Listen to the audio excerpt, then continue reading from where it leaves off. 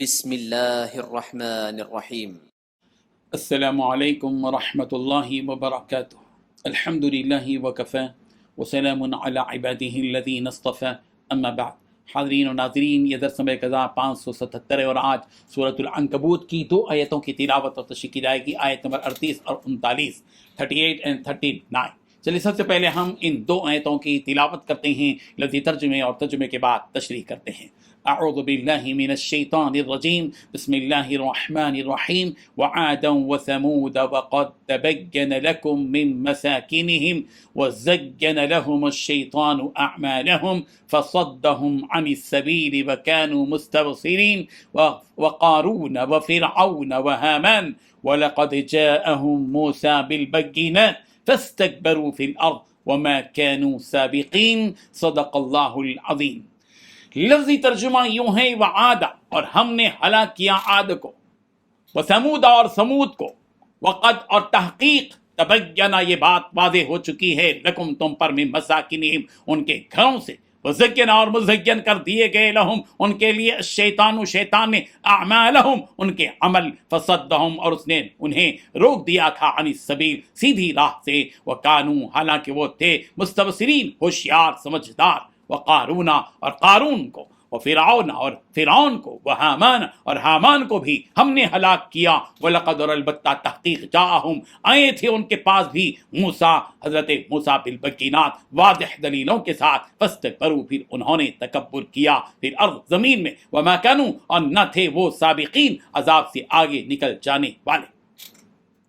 ترجمہ یوں ہے، اور عاد اور سمود کو بھی ہم نے ہلاک کر دیا، چنانچہ ان کے ویران گھر تمہاری آنکھوں کے سامنے ہیں، اور شیطان نے ان کے اعمال ان کو آراستہ کر کے دکھائے اور ان کو سیدھے راستے سے روک دیا، حالانکہ وہ دیکھنے والے لوگ تھے۔ اور قارون اور فرعون اور حامان کو بھی ہلاک کر دیا، اور ان کے پاس موسیٰ کھلی نشانیاں لے کر آئے تو وہ ملک میں مغرور ہو گئے اور وہ ہمارے قابو سے نکل جانے والے نہ تھے۔ ان 2 آیتوں میں 9 باتیں بتلائی گئی ہیں۔ پہلی بات، قوم عاد اور قوم سمود کو ہلاک کیا۔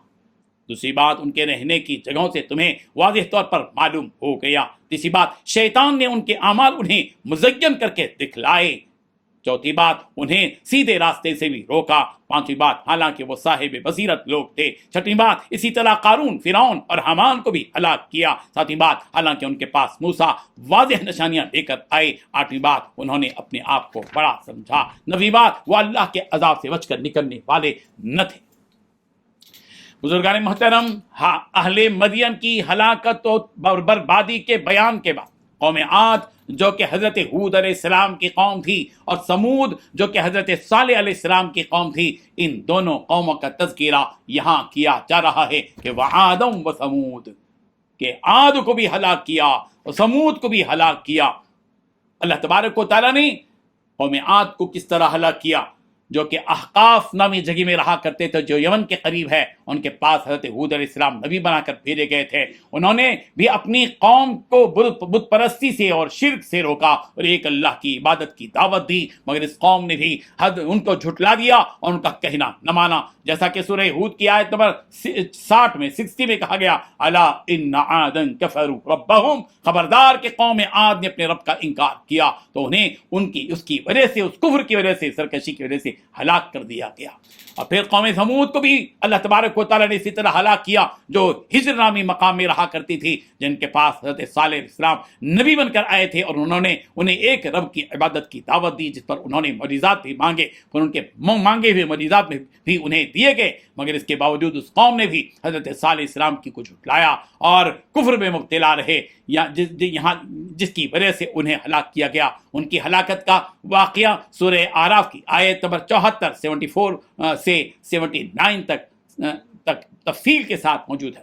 یہاں پر مختصر انداز میں اس واقعے کی یاد دہانی کے لیے اشارہ دیا جاتا ہے۔ پھر آگے اللہ تبارک و تعالیٰ نے اہل مکہ کے کفار و مشرکین سے اللہ تبارک و تعالیٰ نے کہا کہ اے مشرکو تمہیں خوب معلوم ہے کہ ان کے ساتھ کیا کچھ ہوا، ان قوموں کے ساتھ، ان گزری ہوئی قوموں کے ساتھ، کیونکہ تم ان کے تباہ شدہ گھروں کا مشاہدہ کر رہے ہو، اور ان کے ساتھ جو دردناک عذاب کا معاملہ ہوا پیش آیا اس کی گواہی ان کے یہ تباہ شدہ مکانات، یہ ہلاک ہوئے مکانات دے رہے ہیں، اور مگر پھر بھی وہ اس سے عبرت حاصل نہیں کرتے، اس وجہ سے کہ شیطان نے اس شرک کو ان کے سامنے خوبصورت بنا کر اس کو ڈیکوریٹ کر کے بھیجا ہے، جس میں یہ لوگ مگن ہو گئے، اور اس طرح شیطان نے انہیں سیدھے راستے سے بھٹکا دیا ہے۔ قیامت کے دن ان کے پاس کوئی عذر باقی نہیں رہے گا، کیونکہ وہ اللہ کے عذاب کو اور اس کی نشانیوں کو اپنی آنکھوں سے دیکھ چکے تھے، اور اللہ نے انہیں عقل و سمجھ بھی عطا کی تھی۔ اللہ تبارک و تعالیٰ نے حضرت موسیٰ علیہ السلام کے زمانے کے بڑے بڑے مشرکوں کا تذکرہ فرمایا کہ ہم نے قارون جیسے شخص کو بھی ہلاک کیا کہ جس کی دولت کا اندازہ نہیں کیا جا سکتا تھا۔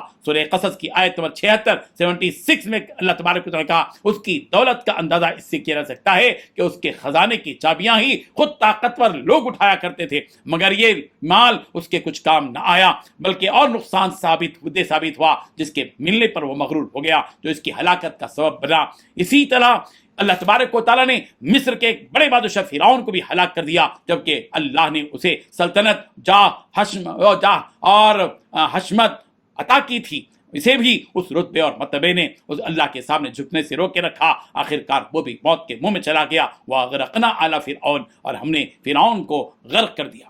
اسی طرح فرعون کے وزیر حامان کا بھی یہاں تذکرہ کیا گیا، جس کو اللہ تبارک و تعالیٰ نے ہلاک کیا، جبکہ اس کے پاس اللہ کے نبی حضرت موسیٰ علیہ السلام اپنے رب کا پیغام اور نشانے لے کر آئے تھے۔ یہ نشانوں کو دیکھ کر سارے کے سارے لوگ نے انکار کیا، نتیجہ کیا ہوا کہ ان کی ہلاکت ہو گئی۔ اللہ تبارک و تعالیٰ نے یہ واقعات بیان کیے ہیں کہ جب ان کے پاس پیغمبر نشانے لے کر آئے، فاستکبروا فی الارض، انہوں نے زمین میں غرور کیا، اور یہ بات حقیقت پر مبنی رہی کہ ان میں سے کوئی بھی اللہ تبارک و تعالیٰ کے عذاب سے بھاگ نہ سکا، کوئی بھی اللہ کے عذاب سے بھاگ نہیں سکتا۔ اللہ کی گرفت اور پکڑ سے بھاگنے کی کسی میں مجال نہیں ہے، کسی میں طاقت نہیں ہے۔ اللہ تبارک و تعالیٰ ان واقعات سے ہم سب کو سبق حاصل کرنے والا بنا دے، آمین۔ وآخر دعوانا ان الحمد للہ رب العالمین۔